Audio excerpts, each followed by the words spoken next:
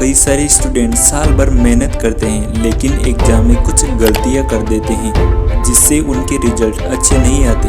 आज की इस वीडियो में मैं आपको 5 ऐसी गलतियां बताने वाला हूं जिन्हें आपको एग्जाम में भूल कर भी नहीं करना है और लास्ट में आपके काम की कुछ टिप्स भी बताने वाला हूं, तो आप वीडियो को एंड तक जरूर देखिए। मिस्टेक नंबर 1, प्रश्नों को ध्यान से नहीं पढ़ना। कई स्टूडेंट्स क्वेश्चंस को ध्यान से नहीं पढ़ते और फिर सारा आंसर लिखने के बाद पता चलता है कि जिसके बारे में मैंने लिखा वो क्वेश्चन तो पूछा ही नहीं था, पूछा कुछ और लिख कुछ और दिया। कई बार क्वेश्चन को ध्यान से न पढ़ने की वजह से सेक्शंस के सारे क्वेश्चंस कर लेते हैं और फिर दोबारा जब क्वेश्चन को पढ़ते हैं फिर उन्हें पता चलता है कि इस सेक्शन में तो 7 क्वेश्चन में से सिर्फ 5 ही क्वेश्चन करने थे। मिस्टेक नंबर 2, समय का उपयोग सही से नहीं करना। स्टूडेंट को जब आंसर शीट मिलती है तो वह स्टार्टिंग में बहुत आराम से धीरे धीरे लिखते हैं और फिर जब पेपर ख़त्म होने का कुछ ही टाइम बचता है तो बहुत जल्दी धड़ाधड़ आंसर लिखने लगते हैं। ऐसा नहीं करें, स्टार्टिंग से ही अच्छे से टाइम को मैनेज करके लिखें जिससे आपके कोई भी क्वेश्चन नहीं छूटे। मिस्टेक नंबर 3, आंसर को सीक्वेंस में नहीं करना।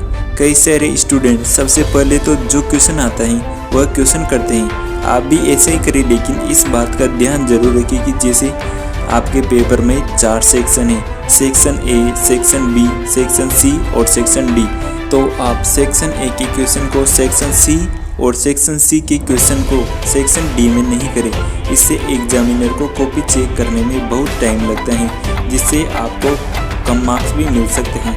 जिस सेक्शन के क्वेश्चन के आंसर आपको अच्छे से पता हो पहले वही करें, लेकिन उस सेक्शन को पूरा ख़त्म करें, उसके बाद अगले सेक्शन पर जाए। अगर किसी क्वेश्चन का आंसर नहीं आता है तो आप उसके लिए स्पेस भी छोड़ सकते हैं, लेकिन फिर बाद में उसे ज़रूर पूरा करें। मिस्टेक नंबर 4, आवश्यक सामान नहीं ले जाना।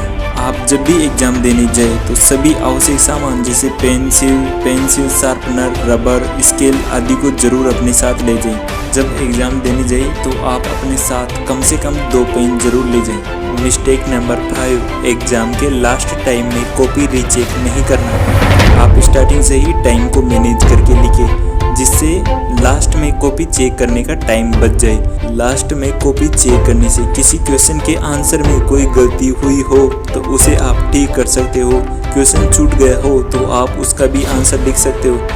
गाइस, मैंने स्टार्टिंग में कहा था कि लास्ट में आपके काम की कुछ टिप्स बताने वाला हूँ। वह है, आप जब भी एग्ज़ाम देने जाए सेंटर में टाइम से कुछ टाइम पहले ही पहुँच जाए। पेपर जब मिले तो घबराए नहीं, आपने सारे साल इतनी मेहनत की है इसके बारे में सोचे।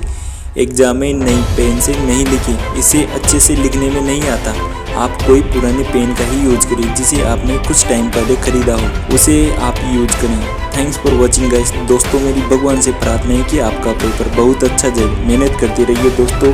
अभी तक चैनल को सब्सक्राइब नहीं किया तो सब्सक्राइब कर लीजिए। रखिए अपना ध्यान। मैं मिलता हूँ आपसे नेक्स्ट वीडियो में, तब तक के लिए गुड बाय।